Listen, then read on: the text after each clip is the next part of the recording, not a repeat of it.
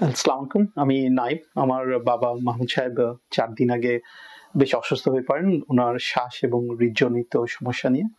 তো আমরা উনাকে ইয়র্ক হসপিটাল বনানীতে নিয়ে আসি। তো আলহামদুলিল্লাহ উনি এখন অনেক সুস্থ।